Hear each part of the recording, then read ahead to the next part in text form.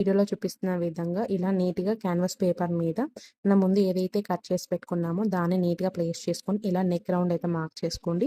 మనకి పైన ఒక హాఫ్ ఇంచ్ ఎక్స్ట్రా ఉండేలాగా చూసుకోండి. కింద వచ్చేసి ఒక 3 ఇంచెస్ ఎక్స్ట్రా ఉండేలాగా చూసుకోండి క్యాన్వాస్ పేపర్‌ని. ఇక్కడ చూపిస్తున్న విధంగా నెక్ దగ్గర షేప్‌ని జస్ట్ 3 లైన్స్ మాత్రమే మార్క్ చేసుకోవాలన్నమాట. మనం కటింగ్ చేసేటప్పుడు హాఫ్ ఇంచ్ మార్జిన్ వదులుకున్నాం కానీ ఇక్కడ 3 లైన్స్ మాత్రమే మార్క్ చేసుకోవాలి.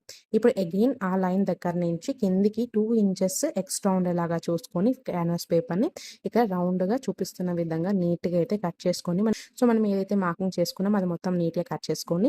ఇంకొక సైడ్ వైపు కూడా మనకి మార్కింగ్ కనిపించాలి కాబట్టి సేమ్ రాంగ్ సైడ్ వైపుకి టర్న్ చేసుకొని కింద ఏదైతే మార్కింగ్ కనిపిస్తుందో సేమ్ అదే మార్కింగ్ మీద మార్క్ చేసుకొని ఇక్కడ చూపిస్తున్న విధంగా నీట్‌గా నెక్ షేప్‌ని కట్ చేసేసుకోవాలి.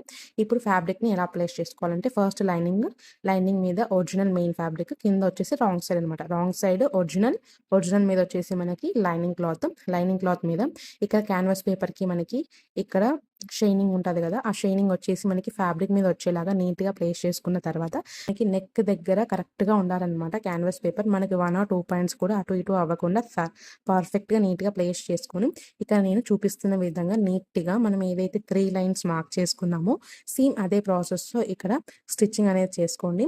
ఇక్కడ ఏంటంటే నాకు క్యాన్వాస్ పేపర్ అనేది స్టిక్ అవ్వలేదు కాబట్టి నేను ఐరన్ చేయలేదు. మీకు క్యాన్వాస్ పేపర్ మంచిది ఒరిజినల్‌ది ఉంటే కంపల్సరీగా ఐరన్ చేసుకోండి. మీకు క్లాత్‌కి బాగా స్టిక్ అయిపోతుంది కదలకుండా. సో, ఒకవేళ అలా లేని వాళ్ళైతే నేను చూపిస్తున్న విధంగా పిన్స్‌నైతే పెట్టేసుకొని నీట్‌గా స్టిచ్ చేసుకోండి. ఇక్కడ లోపల మనకి అంత మార్జిన్ అయితే అవసరం లేదు. జస్ట్ ఒక 1 పాయింట్ అలా ఉండిచ్చేసి మిగిలిన ఎక్స్‌ట్రా మార్జిన్ మొత్తం నీట్‌గా కట్ చేసుకుంటే మనకి ఫినిషింగ్ చూడడానికి బాగా కనిపిస్తదనమాట రౌండ్ తిప్పినప్పుడు. ఇలా కంపల్సరీగా రౌండ్ తిరిగే దగ్గర మొత్తం నీట్‌గా కట్స్ పెట్టుకోండి. థ్రెడ్స్ కట్ కాకుండా.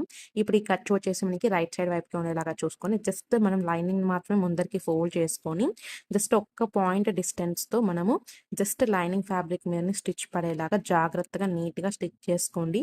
మనకి రౌండ్స్ తిరిగే దగ్గర కొంచెం జాగ్రత్తగా స్లోగా అయితే స్టిచ్ చేసుకోండి. నీట్‌గా వస్తుందనమాట ఫినిషింగ్ అలా. చూడండి ఇలా నీట్‌గా స్టిచ్ చేసుకున్న తర్వాత ఇప్పుడు చూడండి ఇప్పుడు మనం కంప్లీట్‌గా దీన్ని ఇలా హాఫ్‌కి ఎగ్జాక్ట్‌గా ఫోల్డ్ చేసుకొని మీ దగ్గర పిన్స్ ఉంటే నెక్ దగ్గర నీట్‌గా ఇలా ఫోల్డ్ చేసుకొని ఫస్ట్ పిన్స్ పెట్టేసుకున్న తర్వాత ఇక్కడ మనకి ఏదైతే 2 పార్ట్స్‌కి ఈక్వల్‌గా కట్ చేయడం కోసం ఎక్సెస్‌గా ఏదైతే మనకి క్లాత్స్ ఉంటావో అవి మాత్రమే నీట్‌గా కట్ చేసేయండి. ఎక్కువగా కట్ చేయొద్దు మార్జిన్. జస్ట్ మనకి 2 పార్ట్స్ డెవలప్ అవ్వడానికి మాత్రమే ఇక్కడ చూపిస్తున్న విధంగా జస్ట్ మినీ పాయింట్స్ మాత్రం నీట్‌గా కట్ చేసుకోండి. ఇలా కట్ చేసుకోవడం వల్ల మనకి ఫినిషింగ్ చూడడానికి చాలా బావుంటదనమాట. వీడియో నచ్చిందనుకుంటే ఒక చిన్న లైక్ చేసి సపోర్ట్ చేయండి. Thanks for watching.